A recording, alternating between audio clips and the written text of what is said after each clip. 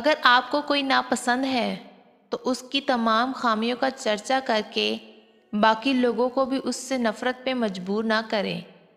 گروہ بنا کر محبت نہیں کرتے تو نفرت کیوں؟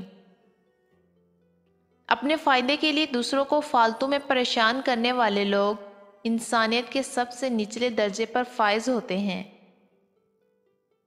زیادہ غور سے دیکھنا ہمارے ہاں ناپسندیدہ عمل ہے۔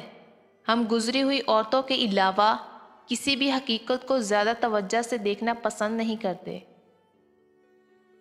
محبت انسان کو ہو ہی جاتی ہے، لیکن محبت کی منزل سڑک پار اور ہوٹل نہیں بلکہ نکاح، عزت اور گھر کی چار دیواری ہے۔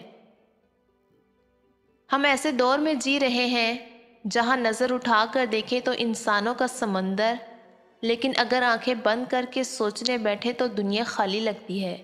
دکھاوے اور حرص سے بھرپور صحبتیں حقیقی اور تصوراتی دنیا کے درمیان ہماری عمریں کتنی ہی برس کا سفر کر جاتی ہیں، مگر ہمارا دل جس مقام پر رکتا ہے اسی مقام پر رہ جاتا ہے۔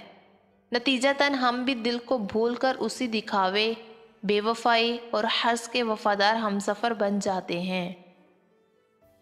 آپ جن سے محبت کرتے ہیں چاہے کسی تعلق کے حوالے انہیں ضرور بتایا کریں۔ آپ مجھے اچھے لگتے ہیں، محبت اظہار مانگتی ہے۔ اگر اظہار نہ کیا جائے تو یہ جذبے انسان کے اندر ہی اپنی موت آپ مر جاتے ہیں۔ مرد اس عورت کو اپنے گھر والوں سے بھی زیادہ اہمیت دیتا ہے جس عورت نے اسے قابو میں کر لیا ہو۔ تکبر اور غرور نیکیوں کو برباد کر دیتا ہے۔